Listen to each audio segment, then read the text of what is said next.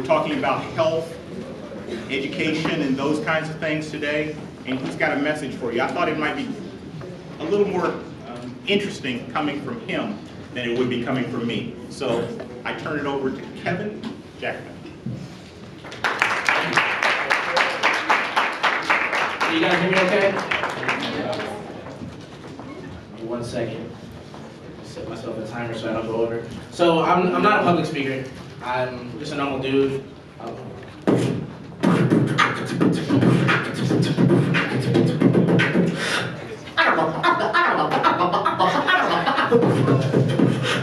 So on my spare time, I'm a rapper, beatboxer, artist. Yeah, so I do all that stuff. But that's not why Dr. Shook brought me in here. Everybody gonna try that after this. We're gonna just all do that. Please don't. But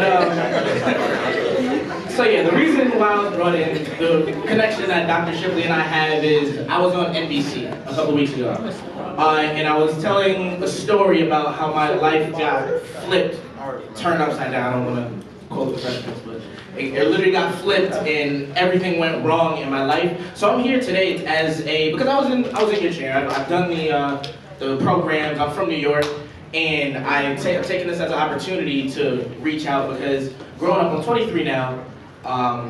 And I always say, like, when you grow up, it's like, man, if I could go back to my younger self and tell somebody, like, oh, this is how it is, this is how you talk to girls, this is what happens, like, this is the things you go through, this is what happens.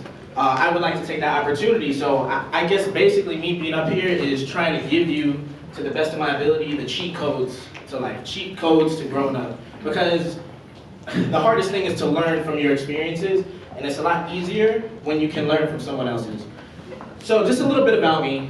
My name is Kevin Jackman. My spare time, I go by Keats the Geek. I'm open for designer, and I create music of my own, and that's why I moved to Atlanta. But before that, when I was younger, when I was in 4th grade, I picked up the trumpet. I wanted to be Louis Armstrong, my dad. I grew up with the whole home studio in my house. If you guys ever heard the song, Voulez-vous coucher avec moi? Like, my cousin, he wrote that song. So that's in my family, that's my blood. And I always say if my family came from watchmakers, I'd be the best watchmaker there ever was. But it's music that runs in my blood. My sister is a piano prodigy. She's doing her PhD in chemical engineering right now. So yeah, it's just something that I've always done, and it's my hobby, so I turned that into my passion. So I picked up the trumpet, and I got really good with it. I was just blessed with the ability of the trumpet. I was, churches, they requested me to come and play. I was brought up in the church. My mother, she was the trustee. She'd wake up. My Sundays were from like 9 a.m., first service, second service, dinner with the church, then she'd drive everybody home, come back, clean up the communion. So on Sunday, it was like, nah, bro, I can't hang out. I'm in church till like 9 o'clock. So that was my upbringing. So I played the trumpet. I was requested from New York. I played at the 9/11 tap ceremony. I was the lead trumpet in my symphonic band, lead trumpet in my jazz band, had solos. I was the drum major, and I was an Eagle Scout. Started in Boy Scouts, I was an Eagle Scout. Became Eagle Scout at 18. I decided to be a firefighter when I was 17, a volunteer firefighter. And yeah, so at 17 years old, Eagle Scout, playing the trumpet, whatever. I was prom king, best dancer, best musician. It's just, that's things that I found enjoyment in, helping people. So my Saturday nights, when you're a firefighter, you have to be on call. And when you don't just become a firefighter, you're on probation. So you have to prove yourself. You have to go through the training. There's a lot of training to know how to go into a burning building appropriately and take people out. There's a lot of training that comes with riding in the ambulance and taking up a body, someone that's almost dead, putting them in a stretcher, bringing them to a hospital. That's what I was doing at 17. At Saturday nights from 7 p.m. to 5 a.m. If my pager rang, I had to leave I didn't have a car, I had to skateboard to the firehouse, hop in the ambulance, go help somebody. So that's what I was doing, and then on Monday I went back to school. So that's what I was doing voluntarily. That's the training I had from a young boy. So after that, high school, boom, prom king, top of my life, I'm going to college. So I decided, you know what, New York's cold, I don't want to shovel anymore, there's a lot of snow up there, so I'm going to Florida. I decided, so my sister, she's 3 years older than me, she was on a full scholarship to Howard University. She was valedictorian in my high school, full scholarship to Howard for chemical engineering. So I'm like, you know what, I'm gonna be an engineer, because I love maths and sciences. I did very good in school, I had a 4.0 in high school. And I was like, you know, I'm gonna do mechanical engineering. So I went to Florida Institute of Technology, because, engineering, that's what I do. It's hot, beach, I wanna learn how to surf, only to find out that I get seasick on a surfboard. I was a little let down. So yeah, my first year there, I didn't really like engineering. So I switched my major, and it's a very hard thing. This is like one of my first big lessons that I want to relay. In high school, they gave me a sheet of paper and said, what do you want to do? You're 18, you're 17, 18, you still have to raise your hand and go to the bathroom, and they want you to pick what you want to do for the rest of your life. So it's like, they don't tell me what an engineer does. They don't tell me that a mechanical engineer, I thought I was going to be like Einstein in my own lab and stuff. I was in like a fantasy. That's what it does. I get to draw, make inventions, like I'm Dr. Doodle or whatever, Einstein. But no, I found out that a lot of people that graduate with engineering degrees, they end up making weapons for the government. And they end up building and designing planes. And it gets you started. Like, there's a lot of people I know that they do the engineering degrees because they come to be an engineer. People I've met in college, they want to be an engineer to provide for their family. Like, it's not easy. Like, they grew up from nothing. Like, I was always maintained for. So that's what I did. I was like, you know what, I don't want to do this. I want to speak. I want to be able to use my words. So I switched my major to marketing against my family's whatever recommendations. So I did marketing. I walked on to the track team. Walked on because I was like, I could use some scholarship money. I walked on, broke records for the school. Was on a 4x1, was in the 100. My 100 time 10.8 and 200 21.6, if that means anybody in here.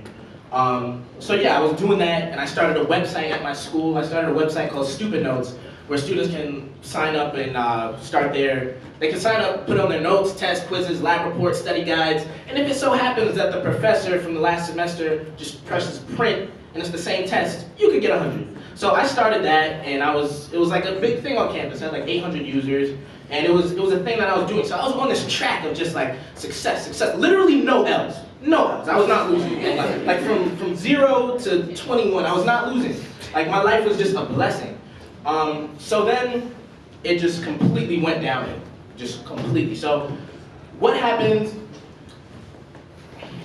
my sophomore year of college, I had this girlfriend, and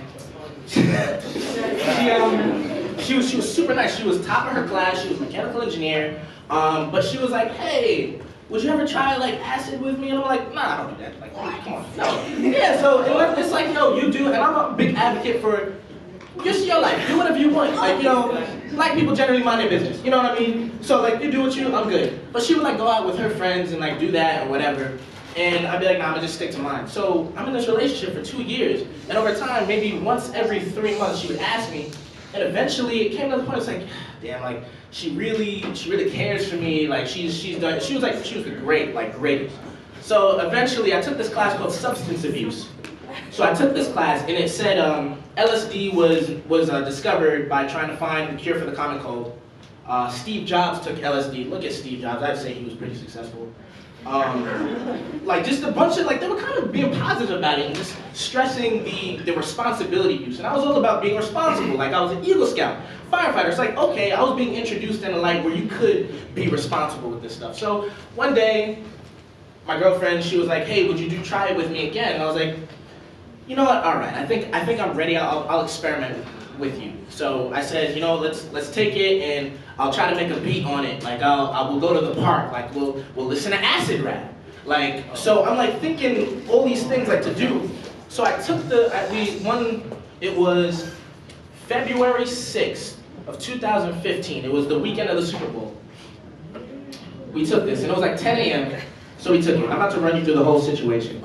So 10 a.m. we took it. It was all right. Feeling a little bit high. It was okay. Having an actual good time.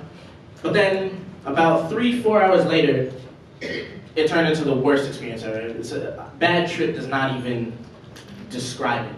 I literally went into a craze of just, I think I need to kill myself. Like, I think that's what I need to do. Like, no, it's fine. I'm just gonna go onto the top of the building. I'm just gonna jump off. That's what I need to do. Like, I was literally tripping out, going crazy, and I couldn't stop it. So I was with these friends. I didn't feel comfortable. Like, I thought I was being like attacked by demons and all this. It was crazy. So I was like, guys, I need to call my father. I need to call my dad. And they were like, no, don't do that, don't do that. And they were not being supportive of me. And it's like, yo, I need to call my father. What are you talking about? I don't feel good. It's like, no, he's gonna find out that we did this, and it's gonna. I'm like, yo, I'm not worried about, ooh, we did a bad thing. But nah, I'm not feeling good. I'm gonna call my father. Back up. So I went, called him. He's like, Kevin, you're not Jesus. Calm down. Like you're all right. I wish you hadn't taken that, but just stay in the house. Stay in the house. And LSD is like extreme paranoia. I must have proposed and broke up with my girlfriend about 10 times each. I was flipping back and forth between this and that. I was gonna kill myself. I was like, oh no, I don't need to kill myself. I was like, oh yeah, I need, like just completely paranoid, can't make a straight decision, can't think straight, and that was driving me crazy because I was never a person that was not in control of my own thoughts. I always knew what I wanted to do. I said it, I made a plan and I did it, and I couldn't do it because this drug was in my body. So I was going the next day. I slept through it, and I woke up, and I was still affected by it. And everyone else was fine.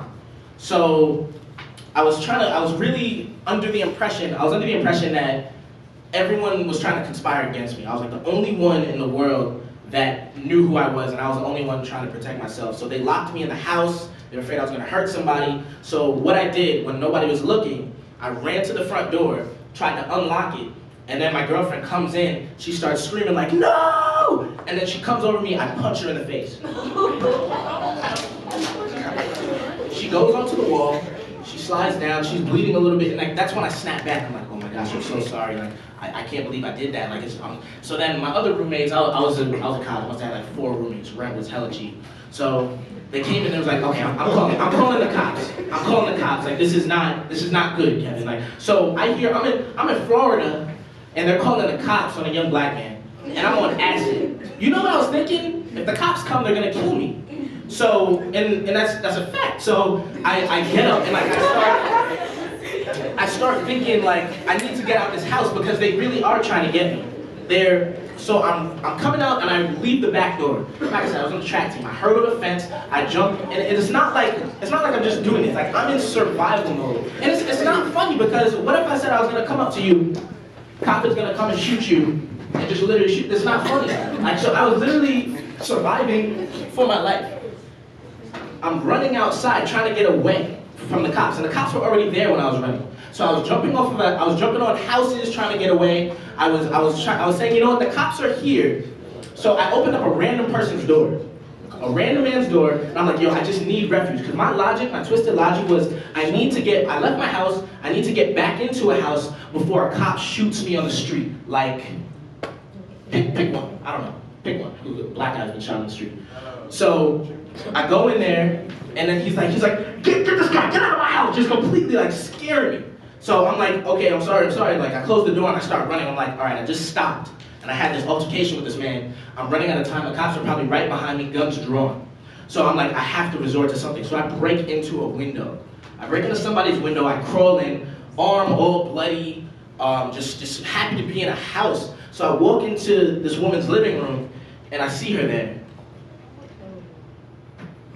And she's like, get out of my house. And I'm like, you get out of my house. She's like, what are you talking about? I'm like, what are you talking about? I'm just completely crazed, and I don't know what I'm doing at this point. I'm just like, I'm in a house, I need to be in the house alone so that I'm protected. So I start going toward her, and she starts coming toward me because she tried to have this, like, you know, like when if you see a bear in the wild, like you get big and like you'll try to scare her. She was trying to do that with me, but like I did the same thing and I ended up assaulting her. I assaulted her, and she needed staples in her head. I broke her arm. She had like dislocated ribs. She was nearly dead. I nearly assaulted this woman to death. It's not funny. She left. She got out the house by some grace of God.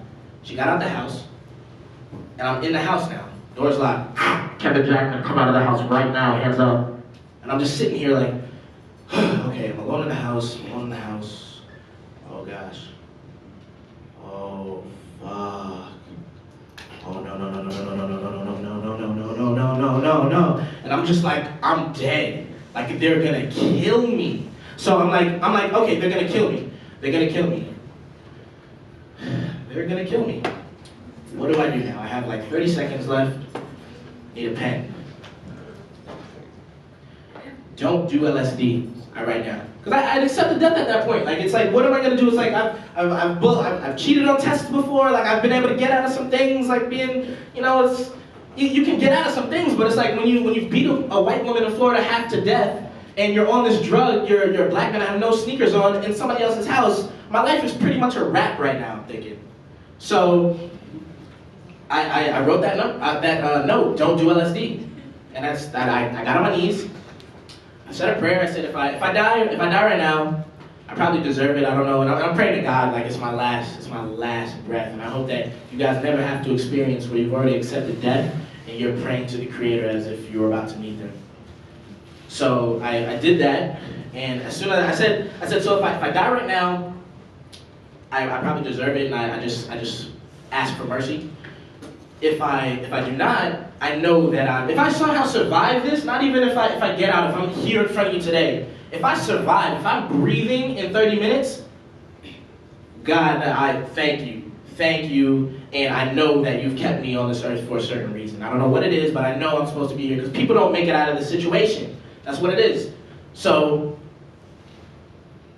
I said, so I'm just going to be still. There's nothing else I can do. I've already done enough. I've already hurt enough people. And maybe I do deserve to die so that I don't snap and hurt somebody else. Maybe it's like time to take one for the team. So I'm just like, you know, I can't make any rational decisions right now, so I'm just going to check out. So I just kind of mentally just checked out. And as soon as I did that, they sent in the German Shepherds, and it chewed up my neck and just had me like a rag doll. And I have the scar on my neck till this day. And yeah, so they brought me out, and I wasn't moving when the German Shepherds brought me. So they picked me up. They thought I was dead. So they picked me up, and I like caught myself. It was like, oh, he's conscious. So they brought me in the car, in the ambulance, and I started tweaking again. I'm like, okay, I got out of this situation. I'm not dead. That was my mission, to not die. You know what I mean? So it's like I started going back into this craze. Like, oh my gosh, you're gonna. So they brought me in the hospital. They ran tests on me. Like they took my blood, and I was just snapping. And the next thing I remember, I guess they must have sedated me, and I woke up in a prison cell. And I was there for like 3 days, and I still had the stuff in my system, and I was trying to get it out. So I kept drinking the water, and I was like doing like workouts to try to get my like blood flowing. I used the bathroom as much as I could, and eventually I started to like come back. So when I was released, my dad, he had to bail me out. So he bailed me out, and I had to go back to school. I had 18 credits at a Institute of Technology. It was my like senior year, last semester. I had a broken arm from the assault and everything else that took place. And yeah, I just had to, that was on my conscience for the case went on for about a year.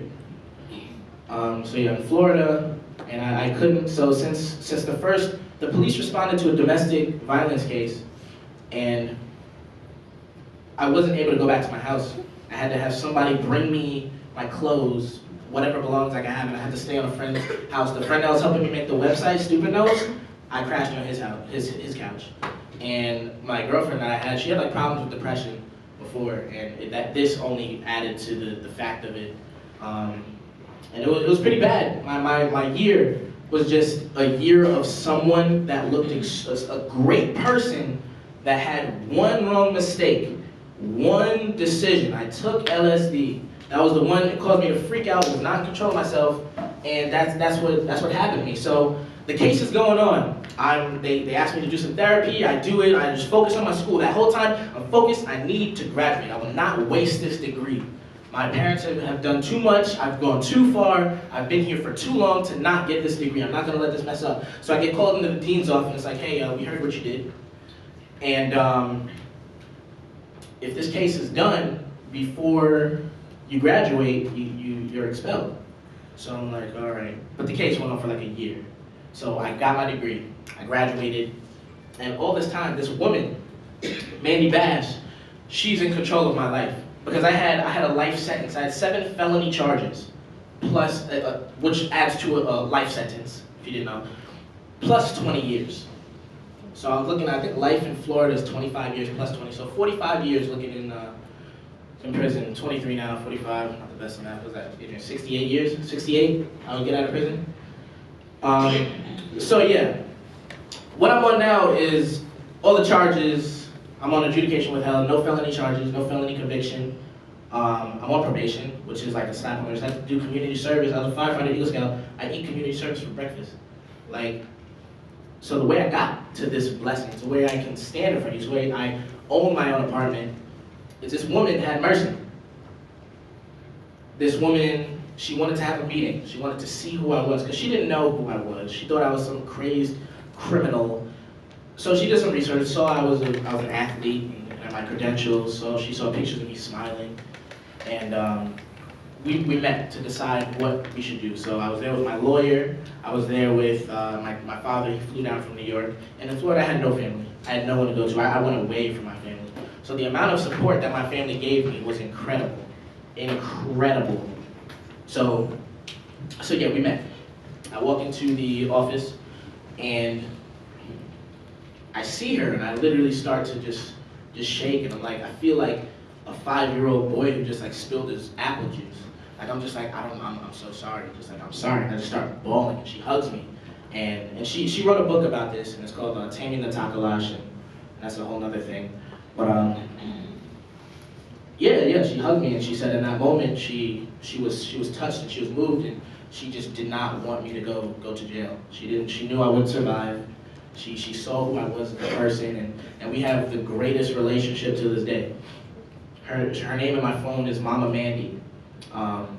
If I needed to go to Florida and stay somewhere, I could stay right on her guest bed. And it's because of that forgiveness, that love that people can have. They don't show you that on the news. They don't show, all they show is one side of it. They show you what happens, and they don't show you what the other story was. They just show you one thing, and the reason why I decided to come out and say my piece, say that I was the attacker of this white woman in Florida, is because people need to see that whole gray area, what could happen. And I'm here to tell you today, this is, as much as I'm sure Dr. Shipley would like to hear, this is not a don't do LSD story. Of course, don't do LSD. I mean, if you heard this and you do LSD, I don't know what's wrong with you. But it wasn't the LSD. It was the decision. Because my gut told me not to do it. My friends told me not to do it, but it's like, it was that peer pressure. It was the I wanted to be in the in crowd. I wanted to be in that, like, nice. Sometimes making the right decision doesn't feel cool. Sometimes you may be ostracized. Sometimes you may get haters. But when I was in that situation, there was nowhere around. When I was in jail, I was in the jail cell by myself. Think about that. I was in the jail cell. Everyone did it. I was there by myself. So forget all the, yo, come on, man, try it one time. And it literally is as corny as those cigarette commercials you see, like where the teacher brings in the TV and it's like, oh, don't do drugs, or like, it really can be that corny, but it's like, sometimes you just gotta make the decision. Don't care what people say. Trust your gut. You know what the right decisions are. The path is straight and narrow. It is really straight and narrow. And one thing, so coming out of the situation, I've been able to get a lot of real advice from people that are older than me, because I was in a real man situation. You know, I mean, I had a lot of people can't say they had a life sentence on them and they're free. So people were telling me, just because something's out there, because something exists, because there's skydiving, because there's cocaine, because there's heroin, because there's LSD, because there's whatever there is, whatever experience you could have in your time on earth, doesn't mean you have to experience it. It's as simple as that. A lot of things are there for you to do, and you will not touch them in your lifetime, and that's okay. So I was thinking like, oh man, well, I'll die without knowing what LSD was, and it was like a thing of, well, what if it could? What if that could give me the next break to make my website, to make my music? What if that could be the next thing? You're good by yourself. You are good enough. You are good enough. I was good enough. I am good enough. I open for designer. I'm doing my own music thing. I'm doing whatever I need to do by myself. I don't need any help from any other substance or anybody. So just take that into account when you're going. And it's gonna, as soon as you leave this, I hope this wasn't the guy who comes in, speaks, and it just goes in one ear, out the other. Please think about your own life. Think about what you're doing, because it can flip. God, it can flip. And don't let it be you. Thank you.